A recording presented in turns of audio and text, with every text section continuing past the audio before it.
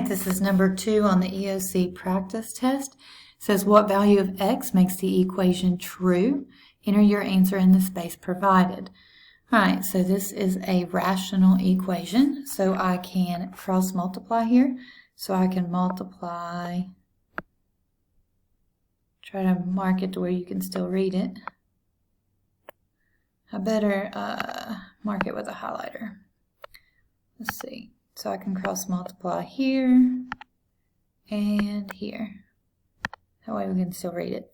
All right, so I'm going to have 3 times x squared minus 9.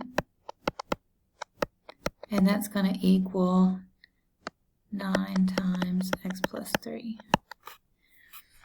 All right, so I can work this out by saying 3 times x squared is 3x squared minus 27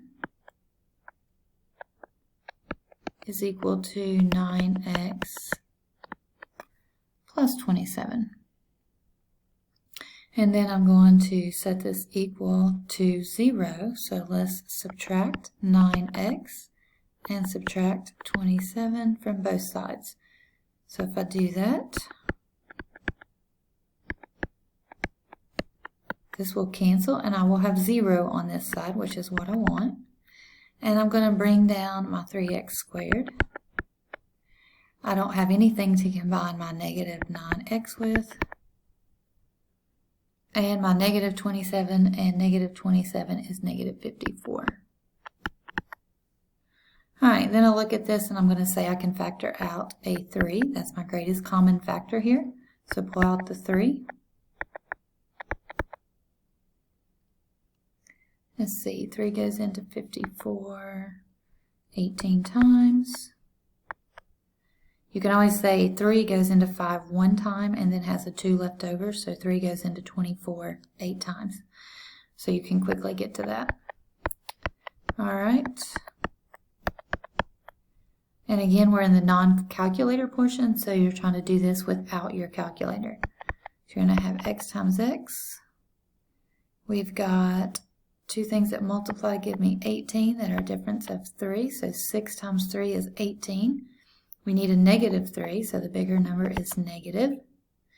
And then this doesn't equal 0, so I'm going to have x minus 6 equals 0 and x plus 3 equals 0. So if I add 6 to both sides, I get x equals 6. I'm going to subtract 3 from both sides and get x equals negative 3. Now it says what value of x makes this equation true? Now if you go back to the original equation, remember when you have a rational equation, you have to check for extraneous solutions. So if we take 6 and plug it in, 6 plus 3, that does not equal 0. 6 squared minus 9, that does not equal 0. So this works. If I take negative 3 plus 3, that equals 0. I can't divide by 3, so that is not a solution. So the value that makes this true is 6.